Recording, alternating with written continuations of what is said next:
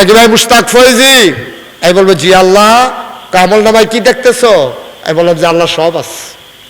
আল্লাহ এটা কোরআন শরীফ বলেছে ইয়াউমা, সেই কিয়ামতের দিন, ইয়ানজুরুল মারউ, প্রতিটি মানুষ দেখবে মা কদ্দামাত, এই দুনিয়াতে সে যা করেছে সব দেখবে। আপনি একটাও গোপন করতে পারবেন না। আপনি কোন দিন যৌবনের তাড়নায় ফইরা কথায় না ফইরা তারে লাথি দিছিলেন, এটাও লেখা আছে। আল্লাহ বলবেন তোমার আমল নামায় তো নামাজ দেখি না। বান্দা বলবে আল্লাহ আমি তো নামাজ পড়ছি, নামাজ গেল কই? আল্লাহ বলবেন আমল নামায় তো নাই, তুমি নামাজ পড়ছিলা কই? জি আল্লাহ পড়ছিলাম। ইমাম সাহেবও জানে আমি যা নামাজ পড়ি, আমরা বাড়ির গাড়াত মসজিদ। আর তোমরা বাড়ির গাড়াত মসজিদ না ফিসি দিয়া মসজিদে তোমার শিখেছি, তোমার নামাজ কো? আল্লাহ পড়ছি তো। ঠিক আছে, তুমি যদি নামাজ পড়ে থাকো, এই ফেরেশতা ভিডিও ক্যাসেটটা ছেড়ে দাও। আমি এখন মাহফিলে কি ওয়াজ করতে আসি, এই মোবাইল এই ক্যামেরাগুলোতে রেকর্ড হচ্ছে না। আমি যদি এখন অস্বীকার করি, নাসিরুদ্দিন ভাই যদি কয় যে হুজুর আপনি এই কথাটা কইছেন এটা আপত্তিজনক, আমি যদি কই না আমি কইছি না, এই ক্যাসেটটা ছাড়বে, ক্যাসেটটা ছাড়। তা আমি কইতে আসি দেখা যায়, ওখানে আমি অস্বীকার করাম কেমনে? এখন আল্লাহ যখন কইব যে নামাজ কই, তে চিল্লাই কইব আল্লাহ নামাজ পড়ছি। আল্লাহ কব পড়ছো? কহ এই ভিডিও ক্যাসেট ছাড়ো। এখন ছাড়ছে পরে আল্লাহকে এটা কোন রাস্তাটা? এটা কাল ওই যে ফাঁস করে না বললেন ফুললেন করতেছে যে আমরা বাড়ির লোক, যে রাস্তা তো এই রাস্তাটা কি তোমরা বাড়ির লোকের টা? কহ সরো সামনে দিয়ে আল্লাহ একটু ঘুরান দেওয়া নামন লাগবে, বরাবর বেড়া দিয়া লাইছে। এই খেয়াল করো, কইবে সামনের থেকে ইউটার্ন লইয়া নামন লাগবো, বরাবর নামন যে তুমি দিকটা সোজা করে বান্ধা লাইছে। ঘুরান দেওয়া নামবে আল্লাহকে এই রাস্তাটা। কই জি আল্লাহ বৃষ্টি কাদা হয়ে যেত, এই টান্ডা রাস্তাটা এতো। কই তোমরা বাড়িটা কোনটা? কই আল্লাহ সামনে তো। এখন ক্যামেরা গেছে ভিতরে, বাড়ির ভিতরে গিয়া দেহে ফজরের আজান হইতে আছে মসজিদ, সামনে মসজিদ আছে না আপনারা? মসজিদের ভিতরে ফজরের আজান হইতে আছে। আচ্ছা দেখিছেন তোমরা বাইক ক্যামেরাটা নিয়ে দেখি তুমি কি তা করো। বাড়ির ভিতরে ক্যামেরা ফিট করছে, মানে এই ঘরটা কাঁদবে কাল্লা এটা দামটা ঘরটা। কই তুই কোন মুহূর্তে? কাল্লা আমার রুমের ভিতরে তো ক্যামেরা দিয়ে রাখছে। কই খাটের ভিতরে কাটাইটা গোল হয়ে হইতে দিছে। কাল্লা সার না আলগি দিয়া চাইয়া দেহেতে তে নাক দেখে ঘুমাইতে আস। আল্লাহকে কি ধরে হগলে দি মসজিদে যাইতে আছে, তুই দি ঘুমাস। আল্লাহ আজ যে শীতটা বেশি পড়ছে। ইয়ানজুরুল মারউ মা কদ্দামাত, প্রতিটি মানুষ দেখবে সে যা করেছে, লুকানোর কিচ্ছু নেই। আব্বা লুকাইতে পারবেন না 70 বছর আগে কোন গুনাহ করছেন। 70 বছরের লগের মানুষও নাই, কেউ মনও নাই, আপনারও মনে নাই, কিন্তু কিয়ামতের ময়দানে সব আল্লাহ অন দ্য রেকর্ড, সব রেকর্ড করে রেখে দেবেন। আপনি কেমনে জবাব দিবেন বলেন? কিভাবে জবাব দিবেন আপনি? আপনার হিসাব আপনি মিলান। কষ্ট হইতেছে আপনাদের না? ছেড়ে দেওয়া দরকার। আর সামান্য একটার পরে ছেড়ে দেবো ইনশাআল্লাহ। আমরা মোটামুটি একটা লাইন মতো পড়তে আসি। তাইলে আমরা এখানে যারা আছি, বাবা নড়াচড়া করো না। এই জাগা লাইটা বইতে গরম বোধ 2-3 রুম লাইটা হুতেতে, নড়াচড়া করো না, বসে থাকো। খুব খেয়াল করেন আব্বা, থাকবেন না দুনিয়ায়। কি রঙের ঘোড়া আমরা দৌড়াইতে আছি। আমরা যাবো কই? আমরা যাবো কই? আল্লাহর হাত থেকে পালানোর কোনো সুযোগ নাই তো। তাহলে আপনি কেনই ছুটাছুটি করতেছেন, দৌড়াদৌড়ি করতে আছেন? দুনিয়ার সামনে হইলে আপনি এই ভাড়াতে এই ভাড়া যান, দুনিয়ায় কায়দা না হইলে এই দল ছাইডা দিয়ে এই দল গিয়ে যোগ দিয়ালাম। আপনি এই দলে কতক্ষণ, এই দলে কতক্ষণ, দুনিয়ার দৌড়াদৌড়ি করন যায়, কিন্তু আল্লাহর দলের বাইরে কোনো দল নাই। আপনি যতই ছুটাছুটি করেন, কিয়ামতের ময়দানে আপনি আটকা পড়ে যাবেন। ঠিক কিনা কোন? ও মুসলমান, আর লম্বা সময় না, তোমাদেরকে শেষের দিকে নিয়ে যাই। মন দিয়ে একটা কথা শোনো ভাই, এই জায়গায় আমরা যারা আছি, আমরা ইবাদত করব কেবলমাত্র শুধুমাত্র একমাত্র আমার আল্লাহর। ঠিক কিনা? ইবাদত করবেন কার? আল্লাহর। সবাই কথা কোন, ইবাদত করবেন কার? ইবাদত করব কার? সাবধান, এই ইবাদত বিনাশ হয়ে যায় যখন এই ইবাদতের লগে শিরক যোগ হয়ে যায়। মাজারি গিয়ে সাজদা দেওয়া, এটা কি আরাম না হারাম? আরাম না হারাম? আমাদের দেশে মাজারি গিয়ে সাজদা দেওয়া আছে নাকি নাই? না, আমরা ইবাদত করব আল্লাহর। কাম লাগলে কম ইবাদত করবেন, কাম লাগলে কম ইবাদত করবেন। কথা শুনলেন যে হুজুরে কইয়া গেছে কম ইবাদত করতাম, দলিল দিয়েন না। প্রয়োজনে আবাদত কম করবেন, কিন্তু আবাদতের ভিতরে যেন কোনো 2 নম্বরই না ঢুকে। মাজারে গিয়া সেজদা দেওয়া সব শেষ, যা আবাদত করছেন সব শেষ। পীরের পায়ে গিয়া সেজদা দেওয়া, পীরের পায়ে চুমানো, গোসলের পানি খাওয়ন, এটা আসেনি আমরা তো সব, এটা আমরা করবো না ইনশাআল্লাহ। সবাই কনা আমিন, জোরে কনা আমিন। তাহলে আবাদত করবো কার? তাহলে পাশাপাশি আমরা আগাই। 1 নম্বরে আবাদত করাম আল্লাহর, 2 নম্বরে আল্লাহর সাথে কাউকে শরীক করব না, অংশ দেব না। একমত সবাই? সবাই একমত? এটা 1 নম্বর আমাদের সিদ্ধান্ত হইল। 2 নম্বরে আবাদত করতে গিয়া তরিকা মানব নবীজির। তরিকা কার? কথা বলা, তরিকা কার? নবীজি। নবীজি যেমনি আবাদত করছে, যেমনি আবাদত করতাম কইছে, এর বাইরে কোনো আবাদত নাই। তোমার কাছে মিঠা লাগুক আর তিতা লাগুক, নবী যেটা কইছে এটা আবাদত, এর বাইরে কোনো আবাদত করা যাবে না। মুসলমান, নামাজের আয়াত যখন নাযিল হয়ে গেল, আল্লাহ ডাক দেয়া কইয়া আইয়ুহাল্লাযীনা আমানু কুতিবা আলাইকুমুস সিয়াম কামা কুতিবা আলাল্লাযীনা মিন ক্বাবলিকুম লাআল্লাকুম তাত্তাকুন। রোজার আয়াতে আল্লাহ রোজার কথা বলে দিলেন। আবার যখন নামাজের আয়াত নাজিল হলো, আল্লাহ কইয়া আইয়ুহাল্লাযীনা আমানু আকিমুস সালাহ ইন্নাস সালাতা তানহা আনিল ফাহশাই ওয়াল মুনকার। তোমরা সবাই নামাজ কায়েম করো, নামাজ মন্দ কাজ খারাপ কাজ থেকে ফিরাই রাখবে, বলো আমিন। এ হুজুর, বাসদবিন্দ হুজুর, বনসি ফাতিয়া বন, সব হুজুর উঠতে গেলে মাহফিলটা থাকে কেমনে? বসেন, যাইয়েন, আর কয়েক মিনিট বসেন, শেষ করে দিচ্ছি। আমিন কন। তাহলে নামাজ যখন, খুব খেয়াল করে শুনেন, আমি শেষের দিকে যাইতেছি। নামাজ যখন আল্লাহ ফরজ করে দিলেন, সুবহানাল্লাহ বলবেন না? তা আল্লাহ কো আকিমুস সালাহ, তোমরা নামাজ কায়েম করো। সুবহানাল্লাহ কইতেন না? যখন সুবহানাল্লাহ, তোমরা নামাজ কায়েম করো। ইন্নাস সালাতা তানহা আনিল ফাহশাই ওয়াল মুনকার, নামাজ তোমাদেরকে মন্দ কাজ খারাপ কাজ থেকে ফিরাই রাখবে। এই কথা কি মুশতাক ফয়জিন না আল্লাহ? কথা এই কথা কার? নামাজ পড়লে নামাজে তোমারে মন্দ কাজ খারাপ কাজ থেকে ফিরাই রাখবে, এটা আল্লাহর ওয়াদা। এখন যারা নামাজ পড়েন না তারা ওয়াজ বাদ। যারা নামাজ পড়েন, আপনি নামাজ পড়েন 5 ওয়াক্ত, আমল নামায় গিয়ে দেখলেন কোনো নামাজ নাই, নামাজ আপনার জমা নাই, আমল নামার ভিতরে গিয়া দেখলেন নামাজ নাই, 1 ওয়াক্ত নামাজও লেখা হইছে না, তা আপনি চিন্তা করবেন মেহনত করলাম, আমল নামায় দিয়ে লেখা নাই, এখন কিতা করার? কপালটা মনটা কেবল ফিটা দিয়া ফাটাইলাই, কিন্তু লাভ তো নাই। এখন যারা নামাজ পড়ি তাদের নামাজগুলা যেন হয়, আমল নামায় যেন উঠে, এই জন্য মাত্র একটা কথা, তারপরে ইনশাল্লাহ আখির মোনাজাত। আল্লাহ যেন কবুল করে, সবাই পড়ে না আমিন। তাহলে 1 নম্বরে আল্লাহ বলে নামাজ কায়েম করো। এখন এই কথা, হায় বাচ্চাগুলো এমন করতেছে কেন? বাবা একটু বসো, এই হুজুরে বুধ ইশারা দিছে ফোলাফেন্ডে না, আল্লাহ আমি মাদ্রাসার ফোলাফেন থাকলে আগে তুল্লা দিয়ার পরে ওয়াজ শুরু করি, কারণ এটা হুজুরে ডরায়, হুজুরে দূরে গিয়ে শেষ হয়েছে, এইতেন টাটা শুরু করে আর কি, দেখি কোনি খাইব নি হাতে মাহফিল কোনি খাওয়ানোর ঠেকি তা হুজুর ইশারা দিয়েন না, একবার এমডি চাইবো, দয়া করে ইশারা দিয়েন না, মাহফিলটার পরিবেশটা নষ্ট করেন না। আর বাচ্চারা দিকে ঘুরে বসো, বাচ্চা দিকে ঘুরে বসো, এদিকে ঘুরে বসো। আমি বলে দিছি হুজুরে তোমার মারবে না, বসো, শেষ করে যাবো আমরা, এখনই শেষ করে দেবো, দোয়া করবো ইনশাল্লাহ। তাইলে আমরা যারা নামাজ পড়ি, খেয়াল করেন কইলাম, আমরা যারা নামাজ পড়ি, কিয়ামতের ময়দানে এই নামাজগুলা আমাদের আমল নামায় দেখা যাক, এটা আমরা চাই নাকি চাই না? তো চাইলে আমরা নামাজ যে হয় না, নামাজ কেমনে পড়ন লাগবো?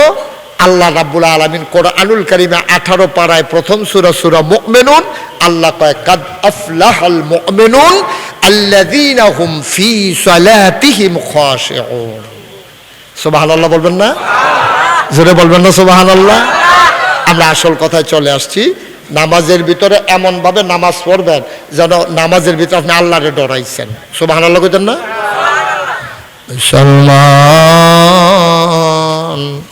এই আয়াত যখন নাজিল হয়ে গেল, সাহাবায়ে কেরাম এমন ভাবে নামাজ আদায় করে দিন দুনিয়ার কোনো খেয়াল নাই। আল্লাহু আকবার বলে যখন নামাজের নিয়ত বাঁধে কিয়ামত হয়ে যাক, তাদের সেই চিন্তাও নাই। হযরত আলী রাদিয়াল্লাহু তাআলা আনহু এমনই একজন সাহাবা, যুদ্ধের ময়দানে তিনি যখন যুদ্ধ করতে গেলেন, হাঁটুর নিচে পায়ের তালুর উপরে এই যে হাড্ডির নিচে নরম গোশতটা, এটা দিয়ে একটা এই তীর ঢুকে গেছে, একদিক দিয়া ঢুইকা আরেক দিক দিয়া বের হয়ে গেছে। খুব খেয়াল করে শুনেন, এই যে হাডুর নিচে নরম গোশতটা, এই এক সাইডে দিয়ে তীর ঢুইকা আরেক গুল দিয়া তীর বার হইছে। আচ্ছা, ও তীর দেখছেন কারা কারা? তীর দেখছেন নি কেউ? তীর এই যে বয়লা বরিকন মাছ ধরে যে বড়শি, বড়শির কল থাকে একদিকে, তীর কথা কই না, তীরের কল থাকে দুই দিকে। একটু কি করতেছেন, কথা বলতেছেন কেন? তীরের বড়শির কল থাকে একদিকে, বয়লা বরিকন আমরা যে মাছ ধরি, আর তীরের কল থাকে দুই গুল দিয়া। তীরটা যদি একবার ঢুকে তাহলে এটা বের করা কঠিন। এখন আলীর ফায়ে দিয়ে তীর ঢুকছে, এখন তীর ঢুকছে পরে এখন সাহাবায়ে কেরাম তো সব পাগল হয়ে গেছে। আলী এটা লইয়া বাজারও যায়, এটা লইয়া মসজিদও যায়, এটা ধরতো কেউ রে দেয় না, কারণ তীর তখন তার এরকম সুন্দর কাটারের আবিষ্কার হয় নাই। এখন এই তীর বার করবো কেমনে? এগুল দিয়া ঢুকিয়া সেদিক দিয়া বার হয়ে গেছে। এখন যদি টান দেয় তাহলে রগ রেশা গুস্ত শুদ্ধা লইয়া ছুটবো, এখন কি করব? হযরত আলী রাদিয়াল্লাহু তাআলা আনহু মসজিদের ভিতরে নামাজে ঢুকলেন। সাহাবায়ে কেরাম যুবক যারা, তারা পরামর্শ করতেছে আলীর যে তীরটা ঢুকলো এখন আমরা কেমনে বের করব? একজন মুরব্বী ডাক দেয়া কয়, বুদ্ধি করে লাভ নাই, তোমরা তীর বাইর করতে পারবা না, একটা মাত্র কায়দা আছে, আলী যখন নামাজে দাঁড়ায় তখন যদি বাইর করতে পারো তাইলে আলী বিন্দু পরিমাণে টের পাবে না। নামাজে যখন দাঁড়ায় তখন বার করলে করতে পারবে, আর না হইলে কোনো সুযোগ নাই। নামাজে তারা এমন ভাবে দাঁড়াইছে, আন তা'বুদাল্লাহা কাআন্নাকা তারাহু ফাইন লাম তাকুন তারাহু ফাইন্নাহু ইয়ারাক। এমন ভাবে নামাজ পড়ো যেন তুমি তোমার আল্লাহরে দেখতেছো। সুবহানাল্লাহ বলেন না? আর তুমি তোমার আল্লাহরে দেখো না, তাইলে তুমি এমন ভাবে নামাজ পড়ো তোমার আল্লাহ তোমারে দেখতেছে। মানে আল্লাহরে দেখাইয়া দেখাইয়া আমরা তো মশাও মারে নামাজের ভিতরে। যে নিয়ত বানছে একটা মশা খালি সামনে দিয়ে দৌড়ে, কয়েকবার চাইছে মশাটার ফাইল, নামাজের লেগে সেভ করতাম পারলাম না রে, বেড়ায় 3-4টা জীবনে কত মশা মারলাম। যেই মাত্র মশাটা একবারে কাজ যে কি আর নামাজ থেকে চালাইছে না নামাজের ভিতরে দিয়া আসেনি রে কারবা, আর খিচ্ছা মারছে দূর পর্যন্ত তো খুশি আসলাম। এরপরে রক্ত, যে মশা যে তারতে রক্ত খাইছে, তে বুঝছে এই মশাটায় তারতে রক্ত খাইছে। ভাই নামাজ হয় না তো, আমরা নামাজ আমাদের হয় না তো, আমরা তামাশা করতে আসি আর কি, নামাজ তো হয় না।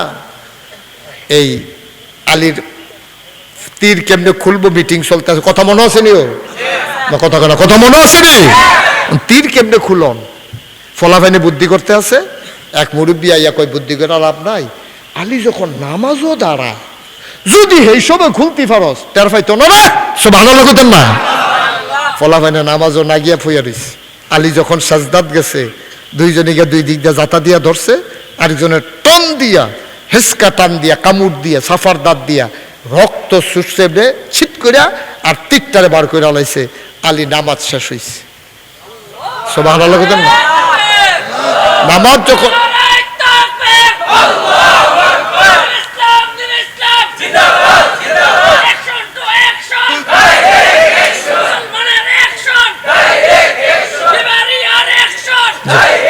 সবাই কোন আবেন, এখন অ্যাকশনের দরকার নাই। আমরা এখন একটা লাইনে গেছি, এখন অ্যাকশন লইয়া মাতাল দিয়া যাইতাম বোন, হয়েছে সুন্দর হয়েছে। হ্যাঁ, এখন যে কথাটা বলতেছিলাম, খেয়াল করেন, এখন আলীর নামাজ শেষ হয়েছে। আহারে নামাজ রে, আরে আপনাদের কি কষ্ট হইতে আছে? আরেকটা কথা যে মনে পড়ছে, এটা কি কইলি তা কইলি তুমি খেয়াল করো, আড়াআড়ি করো না। আব্দুল্লাহ ইবনে আব্বাস, ওলামায়ে কেরাম বুঝবেন, উনি ছিলেন রাইসুল ফুকাহা, আরে রাইসুল মুফাসসিরিন, তিনি মুফাসসিরদের নেতা। আব্দুল্লাহ ইবনে আব্বাস উনি একদিন ঘরে গিয়া নামাজও দাঁড়াইছে, আল্লাহু আকবার। তো সাহাবায়ে কেরাম নামাজের ভিতরে সবচেয়ে বড় সূরাটা পড়তো। একলা একলা যখন নামাজ পড়তো যত আয়াত পারে সব দিয়ে পড়া লাইতো, কারণ তারা বুঝছে এই আয়াত হুদা আয়াত না, এই আয়াত হলো আল্লাহর লগে কথা বলা। সুবহানাল্লাহ বলবেন না? এখন হযরত আব্দুল্লাহ ইবনে আব্বাস উনি ঘরের ভিতরে গিয়া নামাজও দাঁড়াইছে সুন্নত, আল্লাহু আকবার। নামাজের ভিতরে সূরা পড়তে আছে, খুব খেয়াল, এর ভিতরে ঘরে একটা সাপ ঢুকছে। কি ঢুকছে? কি ঢুকছে? তো সাপ ঢুকলে বেরিয়েতে খুব খুশি হয় যে আমরা ঘরে একটা সাপ ঢুকছে, মাশাআল্লাহ আলহামদুলিল্লাহ, যত দোয়া আছে সব পড়ে নাকি। সাপ দেখলে মহিলারা কি খুশি হয় না ডরায়? মহিলা চিল্লান দিছে, সাপ সাপ সাপ। যখন চিল্লান দিছে ফাঁসের আশেপাশের ঘরের যত মানুষ আছে সব আইয়া লাড়ি দিয়া ফিটটা সাপটারে মারছে। সাপটারে মাইরা এখন গবেষণা চলতেছে, সাপ মাইরা দেখবেন যে কি কারবার চলে। সাপ মাইরা চললে একবার আইয়া বুড়া বেড়া খাইয়ালাই লোটে আছে রে, কই কি তাকে জাতি সাপ, কই জাতি সাপ আপনি বুঝলেন কেমনি, কই মাথার চক্কর তো হচ্ছে। আরেকবার আইয়া দেখবেন কয়দিন আগে সলমালাইছে, কই কেমনে বুঝলেন, কই হচ্ছে শরীরটা তেল তিলটা, কই ডিম মতো ফাটছে কয়দিন আগে, কই কেমনে বুঝলেন, কই হচ্ছে ফ্যাটের কাছে দিয়ে ঢিল হইয়া রইছে। নানান গবেষণা চলতে আছে, সাপ এটা মাফা হইছে, মাইপা দেখছে ফোনে চাইরা 2 আঙ্গুল হয়। এই সাপ যেতে মারছে হেতে আবার রাস্তার কান্দার মধ্যে ঝুলাইয়া তে নিজে বইয়া থাকে। তো মানুষে দেখলে যাইতে লইলে এটা সহ 3 নম্বর। তো এই পর্যন্ত 3টা হাফ মারছে, এর লেগাতে শেয়াল লইয়া বইয়া থাকে, যে দেয় ও 3 নম্বর। এই কারবার চলতে আছে, এর ভিতরে আব্দুল্লাহ ইবনে আব্বাস কিটা করে বুঝলা গেছে কি করে। নামাজ যখন শেষ হইছে আব্দুল্লাহ ইবনে আব্বাস বউয়ের ডাক দিছে, কই কই গেলা, তোনার ওয়াইফ দৌড়ে, আমি দেখেন কিটা, কই যা আছে গরো খাবার দাও। কই কি আর খাবার, কই আমি কি খাইছি, কই না আপনি তো খাইছেন না, তো খানা কিটা ঘরে দিয়া কি কেয়ামত গেছে শুনছেন না, কই কি কেয়ামত, কই আমরা করো না সাপ ঢুকছে, কই তো আমি কেমনে কয় আমি না নামাজও, সুবহানাল্লাহ কইতেন না। কথাটা এক লাইনে কই আলাইছি না, কথাটা কি এত সহজ।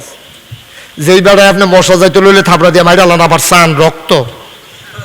আর আব্দুল্লাহ ইবনে আব্বাসের ঘরে সাপ ঢুকছে, সাপ মারা হইছে, গবেষণা চলতে আছে, আবার নামাজও, সুবহানাল্লাহ কইতেন না।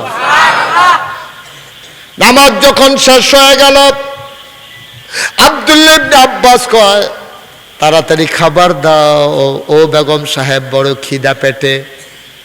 এবার বেগম সাহেব ডাক দেয়া, কয় আপনি খাবার খুঁজেন, আপনার কি দিন দুনিয়ার কোনো খবর নাই। কয় কিসের খবর, কয় ঘরে না সাপ ঢুকলো, আমরা না মারলাম।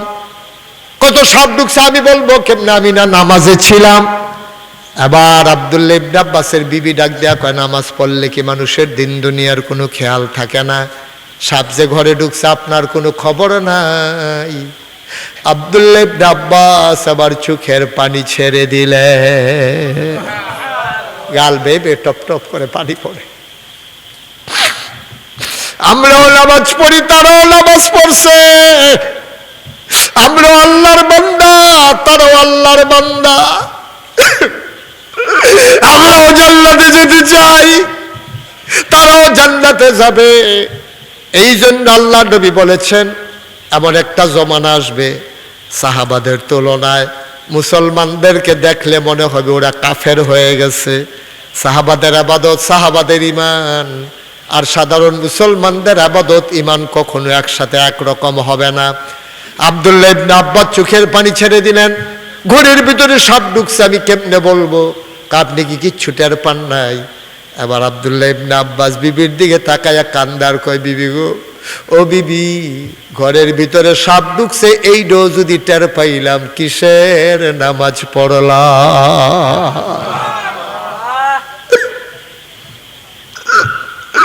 সবে যদি টের পাইলাম কিসের নামাজ পড়লাম, সবে তো শেষ।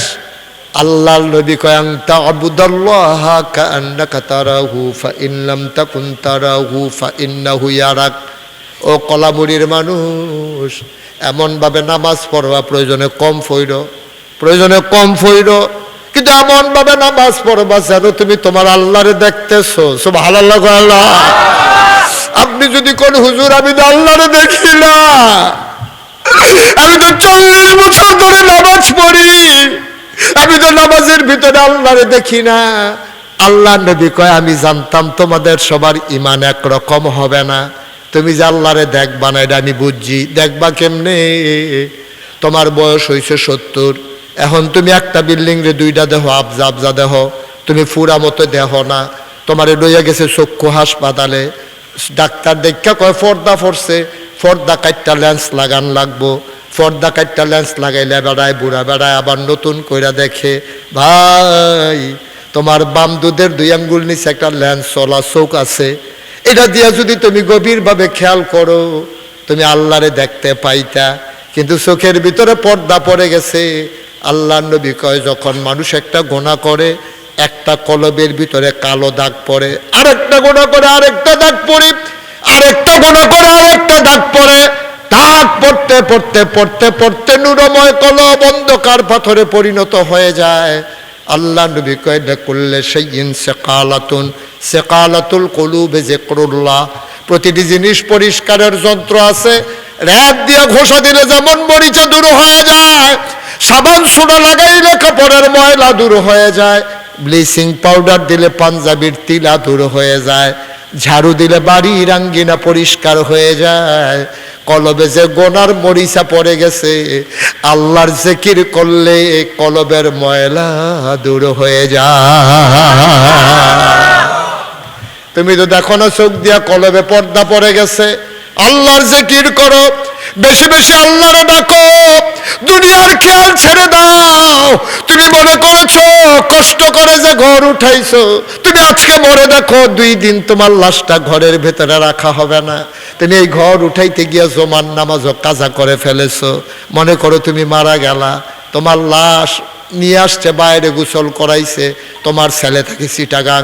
ছেলে ফোন দিয়া কইছে আম্মা হুজুর এখন জানাজা হবে, আসরের পরে আমি আসতেছি। আসরের আজান হয়ে গেছে, ছেলের খবর নাই। ছেলে আবার ইমাম সাহেবরে ফোন দিয়া কই হুজুর আজকে জানাজা হবে না, রাস্তার ভিতর আমি জ্যামে আটকা পড়ে গেছি, এখনো আমি ফেনি। হুজুর আম্মারে কোন লাশটা ঘরে নিতে। এবার যখন হুজুরে গিয়া কইছে গো আপনার ছেলে তো আসতে পারবে না, আজকে জানাজা হবে না, আপনার স্বামীর লাশটারে ঘরের ভিতরে নিয়ে রাখেন। যেই বউয়ের সাথে 50টা বছর এক বিছনাত ঘুমাইলা, সনের ঘরের তে টিনের ঘর উঠাইলা, টিনের ঘরের তে বিল্ডিং উঠাইলা, তোমার বিবি তোমারে সারা থাকতে পারে না, এই জন্য কোথাও তুমি বেড়াইতে যাও নাই। আজকে ইমাম সাহেব যখন কইছে আপনার ছেলে আজকে আসবে না, জানাজা কালকে হবে, লাশটা ঘরে নিয়ে রাখেন। তোমার এই প্রিয়তমা স্ত্রী ডাক দেয়া কয় না, যেই লাশ একবার ঘরের বাইরে নিছি আর ঘরে আনা যাবে না। কি না করছেন আপনি সংসারটার জন্য?